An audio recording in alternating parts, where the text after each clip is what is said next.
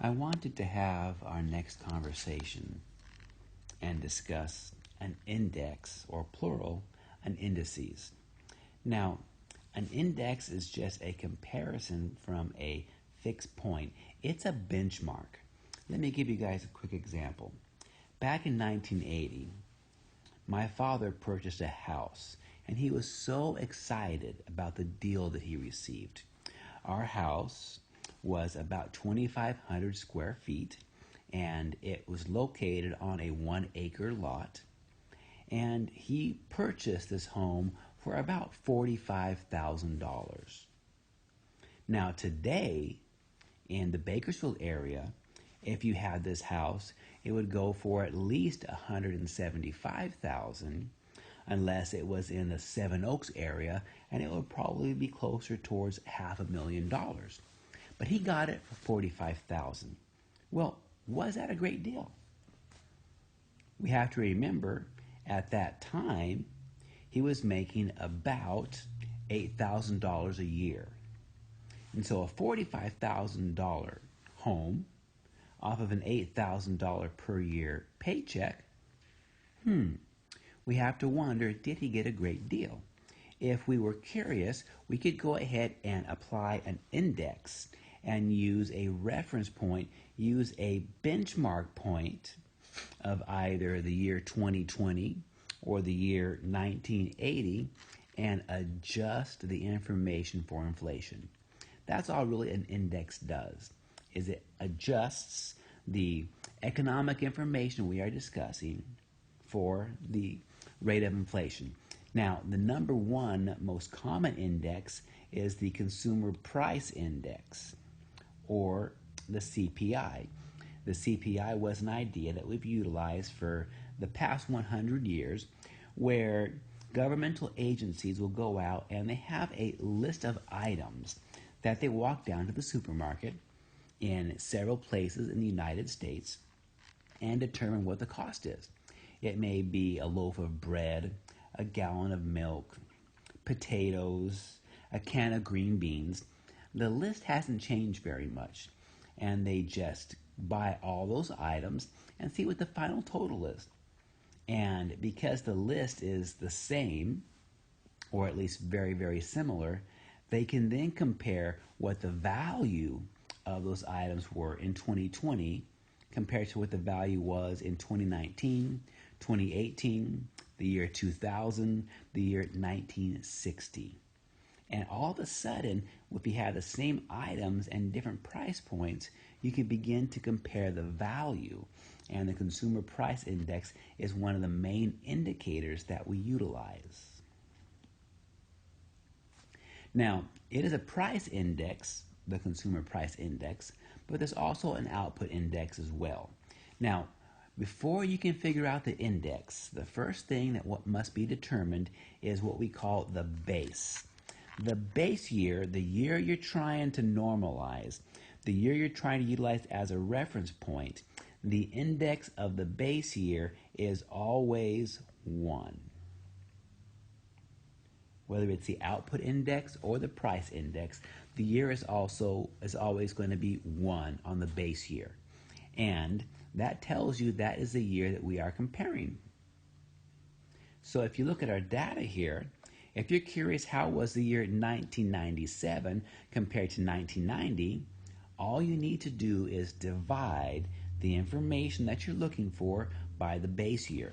So our example would be if I took the $5,162 in production of apples and divided that by the base year, the 4,828, that would tell me that the output index was 1.069, or almost 7% higher. So to figure out the index, the output index or the price index, all you have to do is normalize it by dividing the data you're looking for by the base year. And you can see how that occurred here. The output was 6.9% higher. And if we were looking at it from the price index point of view, you can see that the price of apples increased when you went from 1990 to 1997, and that price changed. How much did it change? Well, we would just simply take the 0.907 divide by the 0.719, and that would tell us that the index is 1.26, or about 26% higher. So now all of a sudden we can compare how well was the business doing. In this case, we're selling apples for 26% higher than we did based on 1990 data. That is our reference here. We can see that the output and the price indexes will follow a similar trend when you look at them graphically. And the final one that we're looking at from an output and a price index is one for milk. And we can see the base year, even if I don't tell you on a test, the base year is always the year where the output index or the price index is equal to 1. And as you begin to compare, if you were curious how well we did in 2009,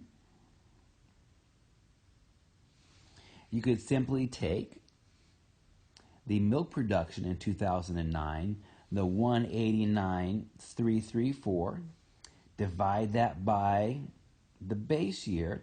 You can divide that by the base year, which is 167,393, and that will give us the number of 1.13, telling us that the output index was 13% higher. And while you follow the same trend with the output index, you can also see if we took the milk price index, our output is higher. If you took the 12.83, divided that by the 12.32, our price index was 1.04. So while 9 years have passed, in a 9-year amount of time, we are receiving 0.4% higher in the price of milk. Indexes are very helpful because then we can now compare year to year. When we are looking at indexes, there are two numbers that we are considering. One is a real value and the other is a nominal value. Let's take a look at several nominal values. When we go back in and look at the output and price index for milk, every single value that we saw in 1995, the 155, 154, 156,000, coming on down to the 170, 185, 200,000, 366, 206,046. Those are all nominal values.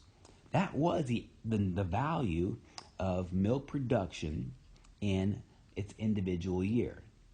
However, if we wanted to go ahead and adjust them for inflation, they become real values.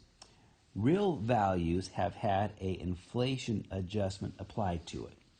So if we wanted to figure out what the nominal value was, we would take the nominal value, the value for that year, divide it by the price index, and that would tell us what the real value was. So looking at our previous example, we could take a nominal value, say we selected the 176, and divide that by the output index, and that could tell us what the output real value was in 2000, the year 2000 milk production. So it's simply the nominal value divided by the price index will give you a real value. Let's take a look at one more example. Now, this table talks about the amount of money that you and I spend in food eaten away from the home, meaning we go out to restaurants. And society in the United States back in 1980, not a big surprise, $120 billion was spent out in the economy. Now, the price index is in between the year 82, 84, so about 1983 is equal to 1. And by utilizing the nominal divided by the price index, that gave us the real expenditures of $145,000 in 1983 dollars. So now we can compare it. However, if we spent $120 billion in 1980, how much do we spend today? Of course, it's going to be higher, but how much higher? Did we double it, triple it, 5 times as high? Well, we only have data all the way through the year 2014. And in 2014, we know we spent $258 billion. And so that's quite a amount of change. So 731 compared to 120. So on the surface, that seems like it's 6 times as much. We're spending 6 times as much money on food now as we did in 1980. Well, you and I also have to recognize that the wages have gone up and we earn more money now than we did. The cost of everything has gone up since 1980. So how much do we really spend? What's the real expenditure? If we were trying to translate nominal into real, all we have to do is take the consumer price index. And if we took a look here and took $258 billion and simply divided it by the price index, that would tell us what the real expenditures are.